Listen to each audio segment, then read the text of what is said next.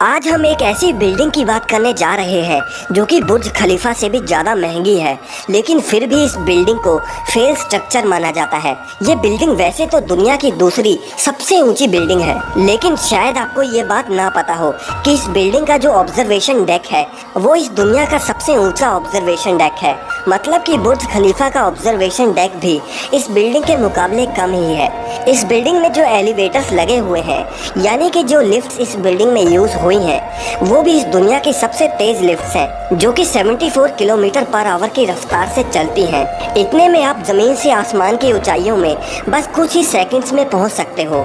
इस बिल्डिंग के आप इस शानदार स्ट्रक्चर को देखिए, जिसे इस दुनिया के बहुत ही महंगे डिजाइनर्स ने बनाया है, लेकिन इसके बावजूद भी इस बिल्डिंग को फेल स्ट्रक्चर क्यों माना जाता है, जानने के लिए वीडियो के लास्ट तक बने रहिए। और आज की इस वीडियो का लाइक टारगेट है 10,000 लाइक्स।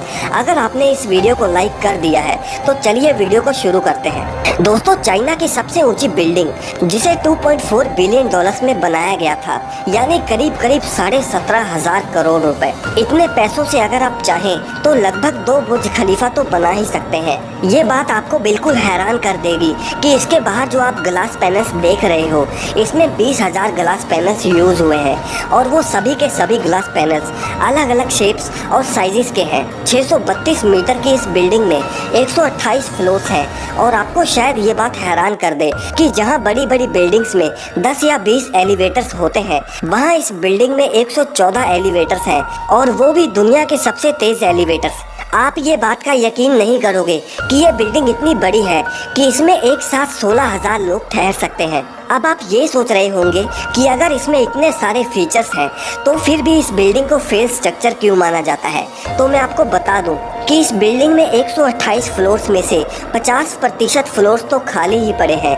मतलब कि जहां इसमें 16,000 लोगों को ऑक्युपाई करने की जगह है, वहीं इसमें सिर्फ 7 या 8,000 लोग ही रह रहे हैं। और इस वजह से रात में तो इस बिल्डिंग की पूरी लाइट्स भी नहीं जल पाती। बिल्डिंग्स को जिन्होंने बनाया था, उनका ये मानना था कि जो पैसा उन्होंने कंस्ट्रक्शन में लगाया है, यानी 17,500 करोड़ रुपए, उन पैसों को वो 12 सालों में कंप्लीट कर लेंगे। लेकिन जैसा उन्होंने सोचा था वैसा बिल्कुल नहीं हुआ, और इस वजह से चाइना का ये शंघाई टावर अभी 12,000 करोड़ रुपयों के नुकसान में चल रहा है। और साथ ही में जो चाइना का फायर और सेफ्टी डिपार्टमेंट है, उनकी तरफ से भी ये टावर को पूरी तरह सेफ नहीं माना जाता, क्योंकि उनका ये कहना है कि अगर मान लो कि इस बिल्डिंग में 100वीं मंजिल पर आग लगी तो फायर सेफ्टी वाले इस टावर पर इतना जल्दी उतना ऊपर नहीं पहुंच पाएंगे, और इसलिए सेफ्टी भी एक और कारण है इस टावर को फेल स्ट्रक्चर कहने का। इसके अलावा इस टावर का डिज़ाइन देखने में तो काफ़ी अट्रैक्टिव है, लेकिन इसके डिज़ाइन की वजह से भी इसे एक फेल स्ट्रक्चर कहा जाता है, क्योंकि इस बिल्डिंग को बहुत सारी लेयर से कवर किया गया है, जैसे कि ग्लासेस। वैसे तो ये ग्लास पैनल्स वगैरह हीट और एनर्जी कंजप्शन को कम करने के लिए बनाए गए हैं, लेकिन इन सभी लेयर्स ने बहुत सारी जगह कंज्यूम करी है, जिससे ये बाहर से जितना बड़ा दिखता है, अंदर से उतना बड़ा नहीं होता।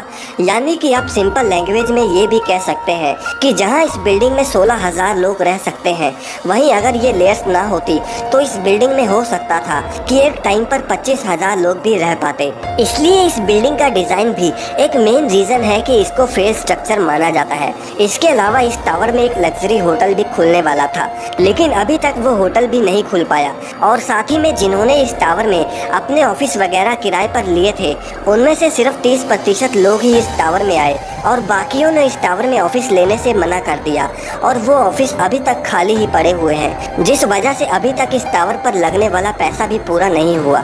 दोस्तों, हालांकि चाइना की ये बिल्डिंग इकोनॉमिकली ही फेल हुई है, लेकिन दुनिया की दूसरी सबसे ऊंची बिल्डिंग होने के नाते हो सकता है कि आने वाले कुछ सालों में इस बिल्डिंग की ग्रोथ होनी शुरू हो जाए। वैसे आपको इन दोनों में से कौन सा अच्छा लगता है, दुबई का बुर्ज खलीफा या फिर चाइना का शंघाई टावर? कमेंट करके हमें जरूर बताइए, और वीडियो अगर पसंद आई तो इसे लाइक और शेयर जरूर करें, और चैनल को सब्सक्राइब करना ना भूलें।